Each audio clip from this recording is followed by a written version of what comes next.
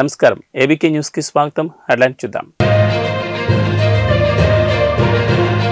Car ప్రమాదంలో MLA Lasya Nanditha మృతి. MLA Lasya Nanditha మృతి పట్ల ఎమ్మెల్యే జీఎంఆర్ తీవ్ర దిగ్భ్రాంతి. నూతన జాతీయ విద్యా విధానం 2020 రద్దు చేయాలి. జమ్మికుంట శ్రీ వెంకటేశ్వర స్వామి దేవాలయంలో తిరుకల్యాణ మహోత్సవం సందర్భంగా జమ్మికుంట వాసవి వనితా క్లబ్ ఆధ్వర్యంలో చార్టర్డ్ ప్రెసిడెంట్ గర్రపల్లి అరుణ, ప్రస్తుత ప్రెసిడెంట్ ఫాస్ట్ ప్రెసిడెంట్ అయిత దివ్య తిరుకల్యాణంలో పాల్గొన్నారు. పద్మావతి అమ్మవారు, గోదా అమ్మవారు సమేత వెంకటేశ్వర స్వామి వార్లకు సారెను సమర్పించారు. ఈ మహోత్సవంలో భక్తులందరూ పాల్గొన్నారు. ఇక వనదేవతలైన సమ్మక్క తారకలను దర్శించుకుని ఈ దేవాలయానికి అనేక మంది భక్తులు విచ్చేశారు.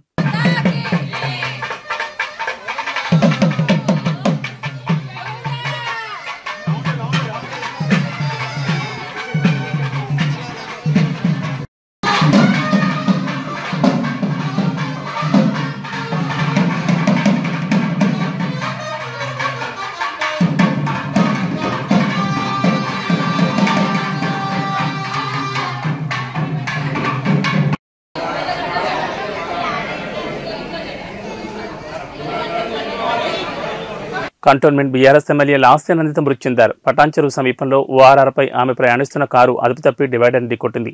దీంతో లాస్యానందిత అక్కడికక్కడే మృతి చెందారు. ఈ ప్రమాదంలో కారు డ్రైవర్కు తీవ్ర గాయాలయ్యాయి. అతన్ని చికిత్స నిమిత్తం దగ్గరలోని ఆసుపత్రికి తరలించారు. నందిత మృతితో కుటుంబ సభ్యులు, అభిమానులు, అనుచరులు కన్నీరు మున్నీరవుతున్నారు.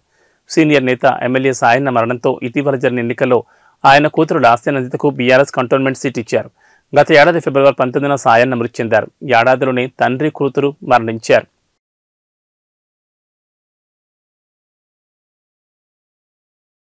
బీఆర్ఎస్ పార్టీలో తీవ్ర విషాదం చోటు చేసుకుంది. ఆ పార్టీకి చెందిన సికింద్రాబాద్ కంటోన్మెంట్ ఎమ్మెల్యే లాస్యానందిత మృతి చెందారు. పటాన్చెరువు సమీపంలో ఓఆర్ఆర్పై ఆమె ప్రయాణిస్తున్న కారు అదుపు తప్పి డివైడర్ ఢీకొట్టింది. ఈ ప్రమాదంలో ఎమ్మెల్యే లాస్యానందిత అక్కడికక్కడే మృతి చెందారు. ఆమె కారు డ్రైవర్కు తీవ్ర గాయాలయ్యాయి. సమాచారం అందుకున్న పోలీసులు హుటాహుటిన ఘటనా స్థలానికి చేరుకున్నారు. ప్రమాదానికి గల కారణాలపై ఆరా తీస్తున్నారు. అతివేగం, నిద్రమత్తు ప్రమాదానికి కారణమని పోలీసులు అనుమానిస్తున్నారు. ప్రమాదంలో లాస్యానందిత కారు ముందు భాగం మొత్తం నుజ్జునుజ్జైంది. కాగా ఈ ప్రమాదానికి గల పూర్తి కారణాలు తెలియాల్సింది. దివంగత కంటోన్మెంట్ ఎమ్మెల్యే సాయన్న కూతురే లాస్యానందిత. గత ఏడాది ఫిబ్రవరి 19న సాయన్న అనారోగ్యంతో కన్నుమూయగా ఇటీవల జరిగిన అసెంబ్లీ ఎన్నికల్లో లాస్యానందిత కంటోన్మెంట్ నుంచి పోటీ చేసి కాంగ్రెస్ అభ్యర్థి గద్దర్ కూతురు వెన్నెలపై 17,169 ఓట్ల మెజార్టీతో ఎమ్మెల్యేగా గెలుపొందారు.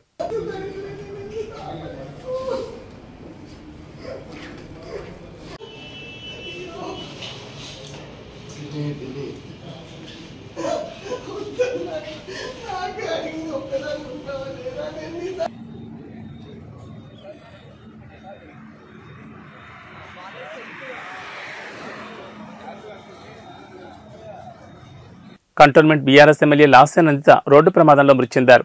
పటాన్చెరువు ఎమ్మెల్యే గోడెం మహిపాల్ రెడ్డి తీవ్ర దిగ్భ్రాంతిని వ్యక్తం చేశారు. దివంగత ఎమ్మెల్యే సాయన్న కూతురిగా ఆయన ఆశయాలను కొనసాగిస్తూ కంటోన్మెంట్ అభివృద్ధికి నిరంతరం కృషి చేస్తున్న లాస్యానందిత మరణం బీఆర్ఎస్ పార్టీకి, కంటోన్మెంట్ ప్రజలకు తీరని లోటని ఆవేదన వ్యక్తం చేశారు. ఆమె ఆత్మకు శాంతి చేకూరాలని వారి కుటుంబ సభ్యులకు ప్రగాఢ సానుభూతిని తెలియజేశారు. హరీష్ రావు, తలసాని శ్రీనివాస్ యాదవ్, కాలేరు వెంకటేష్ నివాళులర్పించారు. వారి కుటుంబ సభ్యులను ఓదార్చారు.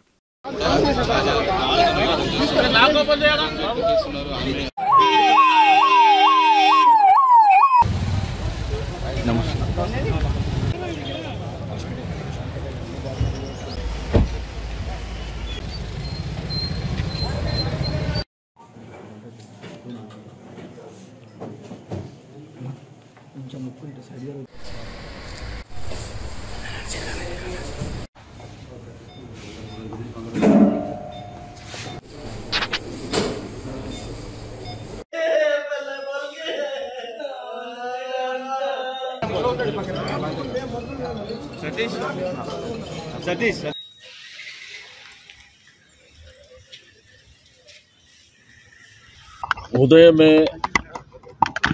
5:30-6 గంటల ప్రాంతంలో ఒక విషాదకరమైనటువంటి వార్త వినడం చాలా బాధ అనిపించింది. దివంగత నేత మరి సాయన్న గారు 40 సంవత్సరాల రాజకీయ చరిత్రలో అనేక సార్లు కంటోన్మెంట్ ప్రాంతానికి ప్రాతినిధ్యం వహించడం, ఆయన లాస్ట్ టైం ఆరోగ్యరీత్యా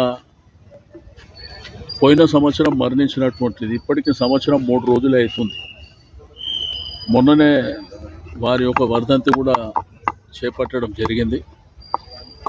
బట్ ఆ రోజుల్లో ఉన్న పరిస్థితుల్లో మరి మా పార్టీ అధ్యక్షుల వారు కేసీఆర్ గారు వారి కుటుంబానికి టికెట్ ఇవ్వాలన్నటువంటి ఉద్దేశంతోనే అమ్మాయికి టికెట్ ఇవ్వడం, అమ్మాయి కూడా మంచి మెజారిటీతో గెలవడం, అంటే కంటోన్మెంట్ ప్రజలు ఆ కుటుంబాన్ని, అక్కడ ఉన్నటువంటి కార్యకర్తలు ఆ కుటుంబాన్ని ఏ విధంగా గౌరవిస్తారో మనం చూసినాం. బట్ ఉదయం ఇటువంటి సంఘటన జరగడం, చిన్న వయసు అమ్మాయి, ఎంతో భవిష్యత్తు ఉంది. భవిష్యత్తులో మరి ప్రజలకు కానివ్వండి విశేషమైనటువంటి సేవలు అందించేటువంటి అవకాశం. బట్ పొద్దున యాక్సిడెంట్లో మరణించిందని చెప్పి ఫోన్ రావడం, ఆ తర్వాత టీవీలు చూస్తే ఆ టీవీలలో కూడా ఆ జరిగిన యాక్సిడెంట్ విజువల్స్ చూపించడం మా అందరికీ చాలా బాధాకరమైనటువంటిదే కాకుండా చాలా విషాదకరమైనటువంటిది. ఇటువంటి సంఘటన జరుగుతుందని చెప్పి మనం ఎవరం కూడా ఊహించినటువంటిది కాదు. బట్ విధిని మనం ఏం చేయలేం కాబట్టి మరి జరిగిన సంఘటన పట్ల మరి ఆ కుటుంబానికి మనము ధైర్యాన్ని ఇవ్వవలసినటువంటి అవసరం ఉన్నది. ఆ భగవంతుడు ఆ కుటుంబానికి అన్ని విధాలుగా ధైర్యాన్ని ప్రసాదించాలని కోరుకుంటూ మరి కొద్ది క్షణాల్లో డెడ్ బాడీ ఇక్కడికి రావడం జరుగుతుంది. పోస్ట్మార్టం నిమిత్తం వారి యొక్క స్వగృహమైనటువంటి అశోక్ నగర్ దోమలగూడ ప్రాంతానికి తీసుకువెళ్లడం జరుగుతుంది. చింతలపూడి నియోజకవర్గం జంగారెడ్డి మండలం గొరవైగూడెం గ్రామానికి చెందిన దల్లి జ్యోతికారెడ్డిని దల్లి రామాంజనేయ రెడ్డి అధ్యక్షతన ఘనంగా సత్కరించారు. జ్యోతికారెడ్డి గతంలో సీఎం జగన్మోహన్ రెడ్డితో ఇడుపులపై నుండి ఇచ్చాపురం వరకు పాదయాత్రలో జగనన్నతో పాటు అడుగు వేస్తూ జగనన్న గుండెల్లో కీలక మహిళా నేతగా గుర్తింపు పొంది ఆ గుర్తింపు ప్రతిఫలంగా జ్యోతికారెడ్డిని రాష్ట్ర రెడ్డి కార్పొరేషన్ డైరెక్టర్గా ఎన్నిక చేశారు. ఇటీవల నిర్వహించిన సన్మాన సభలో ముఖ్య అతిథులుగా చింతలపూడి నియోజకవర్గ సమన్వయకర్త కంబం విజయరాజు, రాష్ట్ర రెడ్డి కార్పొరేషన్ చైర్మన్ దుక్కా లోకేశ్వర్ రెడ్డి పాల్గొన్నారు. ఈ సన్మాన సభలో విజయరాజుకి లోకేశ్వరరావు రెడ్డి, జ్యోతికారెడ్డి దుశ్యాలవతో కప్పుతూ వైసీపీ కార్యకర్తలు ఘనంగా సత్కరించారు. నామినేట్ పదవుల్లో మహిళలకు పెద్దపీట వేస్తూ అధిక ప్రాధాన్యత ఇస్తూ వస్తున్నారని విజయరాజు అన్నారు.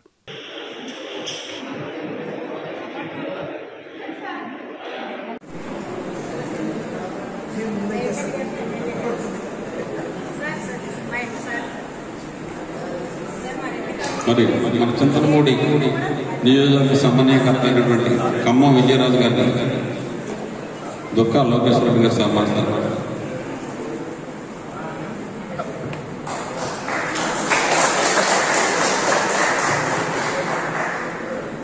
మరి ఈరోజు ఈ సమావేశం గురించి ఇచ్చాపురం నుంచి వచ్చినటువంటి మన దుక్కా లోకేశ్వర రెడ్డి గారు రిటైర్డ్ ఉపాధ్యాయులు, ఎంఏ చదివిన వారు, ఆయనకి సన్మానం చేసుకుంటూ ఆ గర్వకారణం.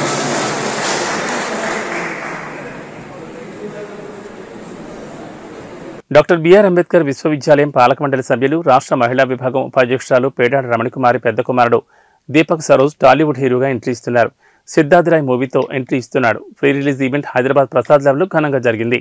చీఫ్ గెస్టులుగా హీరో కిరణ్ అబ్బవరం, ప్రముఖ రచయిత కోన వెంకట్, దర్శకుడు త్రినాథరావు, నకిన్ హాజరయ్యారు. ఎస్ఎస్వి డైరెక్షన్లో దీపక్ సరోజ్, తన్వి నేగి జంటగా నటిస్తున్న సిద్ధార్థరాయ్ మూవీ రిలీజ్ కానుంది. సిద్ధార్థరాయ్ సంగీత దర్శకుడు రతన్, సినిమాటోగ్రాఫర్ శ్యామ్ కే నాయుడు, శ్రీ రాధా దామోదర్ స్టూడియోస్, విహీన్ క్రియేషన్స్ బ్యానర్లపై జయ అడపాక, ప్రదీప్ పుడి, సుధాకర్ బోయినా సంయుక్తంగా నిర్మిస్తున్నారు. ఈ కథ విన్నాక నన్ను నేను చూసుకున్నాను అని. ఈ కథ ఏ విధంగా స్టార్ట్ అయిందంటే, ఒకరోజు దీపక్ నేను ఆఫ్టర్నూన్ టైం లంచ్ చేసి కూర్చుని డైరెక్టర్ గారి ఫోన్ వచ్చింది. మంచి స్టోరీ ఉంది, నువ్వు చెయ్యాలి అని ఫోన్ చేసిన మెసేజ్ చేశారు. చేసినప్పుడు దీపక్ ఆలోచిస్తున్నాడు వెళ్ళాలా వద్దా అని. నేను అన్నాను, ఏమో ఏం స్టోరీ ఒకసారి వినిరా అన్నాను. వెళ్ళాడు. వెంటనే వెళ్ళి తనకు బాగా నచ్చింది ఆ స్టోరీ. బాగా నచ్చి ఇంటికి వచ్చి నైట్ వాళ్ళ ఫాదర్ నేను ఉండగా చాలా బాగుంది స్టోరీ, చేస్తే చాలా బాగుంటుంది.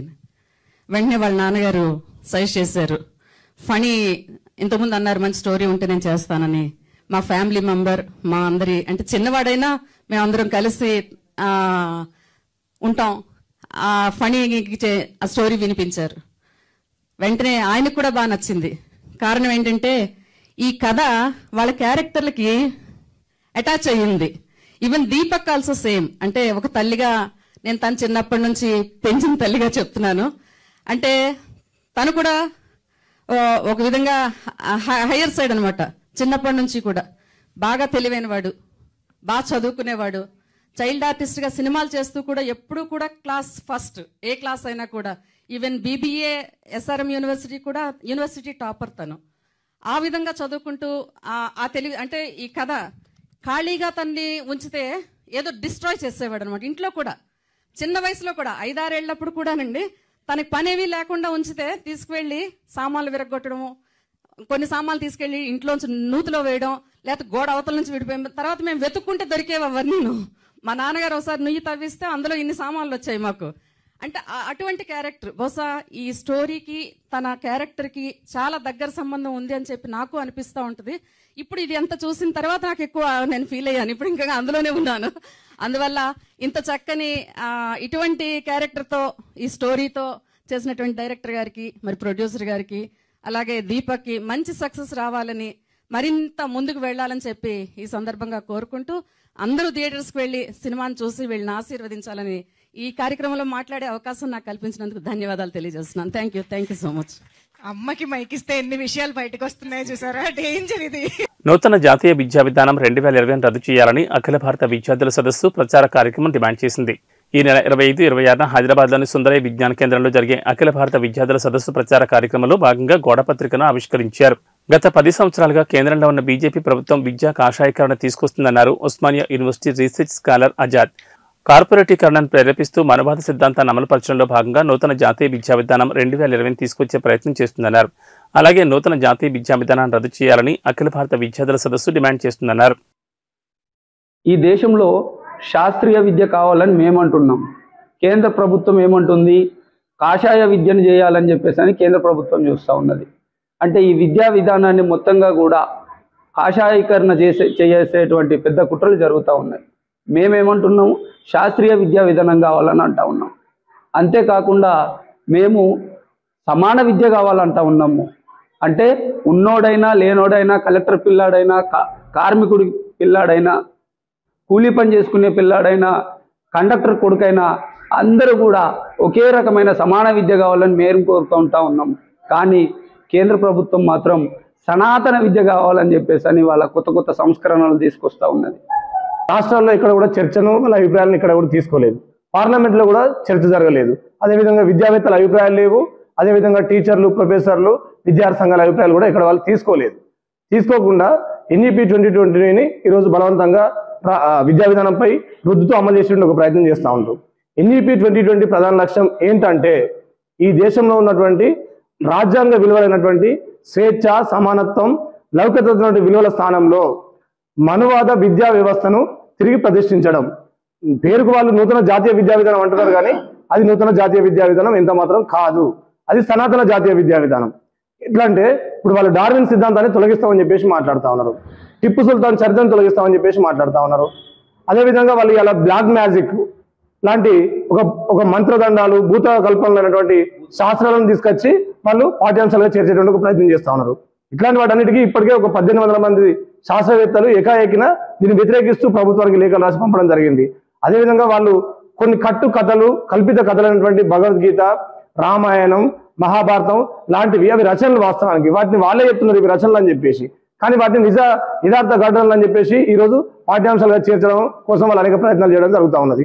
అదేవిధంగా ఇంకొక విషయం ఏంటంటే 6వ తరగతి నుంచే వాళ్ళు ఈరోజు వాళ్ళ వృత్తి విద్యా కోర్సులు చేపట్టి మొత్తం కూడా ఏదైతే మనవాద విద్యా వ్యవస్థ ఒక చాతుర్వర్ణ సమాజాన్ని నిర్మించిందో అట్లాంటి ఒక అంతరాలను మళ్ళీ పెంచి పోషించేందుకు కుల వృత్తుల ఆధారంగా ఇలా 6వ తరగతి నుంచి వాళ్ళు మళ్ళీ ఒక కుల వృత్తి విద్యా విధానాన్ని వాళ్ళు ప్రవేశపెట్టే ప్రయత్నం చేస్తూ ఉన్నారు. అదేవిధంగా వాళ్ళు హైయర్ ఎడ్యుకేషన్ లో చూసినట్లయితే కుళ్ళు గుత్తగా ఈ దేశంలో ఉన్న విద్యారంగాన్ని అనిల్ అంబానీ, గౌతమ్ అబానీ, జిందాల్, మిట్టల్ వీళ్ళందరికీ కూడా కుళ్ళు గుత్త అమ్మేటువంటి ఒక ప్రయత్నం చేస్తూ ఉన్నారు. దాంట్లో భాగంగానే వాళ్ళు మల్టీ డిసిప్లినరీ ఇన్స్టిట్యూషన్స్ అని చెప్పేసి ఒక మల్టీ డిసిప్లినరీ ఇన్స్టిట్యూషన్ చెప్పేసి విశ్వవిద్యాలయ స్థాయిలో ఒక కార్పొరేట్ విశ్వవిద్యాలయం వాళ్ళు తయారు చేసే ప్రయత్నం చేస్తూ ఉన్నారు. ఇప్పటికే తెలంగాణలో చూసుకున్నట్లయితే ప్రైవేట్ విశ్వవిద్యాలయాలు వచ్చి కూడా పేదలకు విద్యను దూరం చేసే ప్రయత్నం చేస్తూ ఉన్నారు. దాంట్లో రిజర్వేషన్స్ ఉన్నాయి, ఫెలోషిప్స్ ఉన్నాయి, ఏముండయి. వాళ్ళకు ఒక ఫీజులు దండుకోవడం మాత్రమే వాళ్ళ ప్రధాన లక్ష్యంగా, లాభార్జన లక్ష్యంగానే ఈరోజు ప్రైవేట్ యూనివర్సిటీ వచ్చినాయి. దాని క్రమంలో ఈ రోజు మల్టీ డిసిప్లినరీ ఇన్స్టిట్యూషన్ అని చెప్పేసి కొత్తగా అనిల్ అంబానీకి, గౌతమ్ అదానికి, అదేవిధంగా ఈ మిట్టల్ జిందల్ లాంటి బడా వ్యాపారవేత్తలకు ఈ దేశంలో ఉన్నటువంటి విద్యారంగాన్ని తగ్గబెట్టే ప్రయత్నం చేస్తా ఉన్నారు. దీంట్లో భాగంగా వాళ్ళు కోర్సుల సరళీకరణ అనేటువంటి ఒక పద్ధతిని తీసుకొస్తా ఉన్నారు. కోర్సుల సరళీకరణ అంటే ఏంది? ఒక యూనివర్సిటీలో ఒక చదువు చదివి ఒక పట్టా తీసుకొని, ఒక సంవత్సరానికి ఒక కోర్సు పట్టా తీసుకొని మరొక యూనివర్సిటీలో మరొక చదువు చదవడం, ఇవన్నీ. ప్రకాశం జిల్లా పెద్దదోర్నాల మండలం బోడేనాయక్ తాండా వద్ద మిరపకాయల కూలీలతో వెళుతున్న ఆటోను ఢీకొనడంతో ప్రమాదం చోటు చేసుకుంది. లారీ శ్రీశైలం నుంచి దోర్నాల వైపుగా వచ్చే క్రమంలో ఆటోను అధిగమించిపోయి లారీ చివర ఉన్న గొలుసు ఆటోకు తగులుకోవడంతో ప్రమాదం సంభవించింది.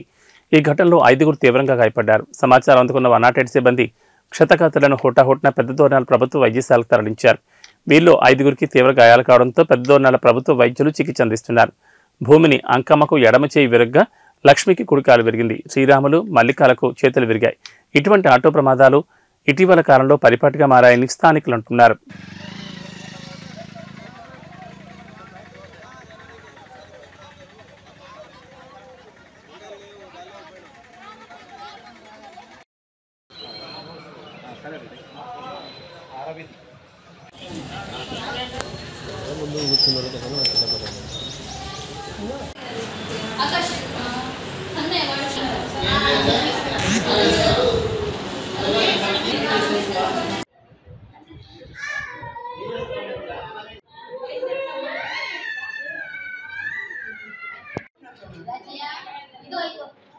ఏబీ బులెటిన్ విశేషాలు. నమస్కారం.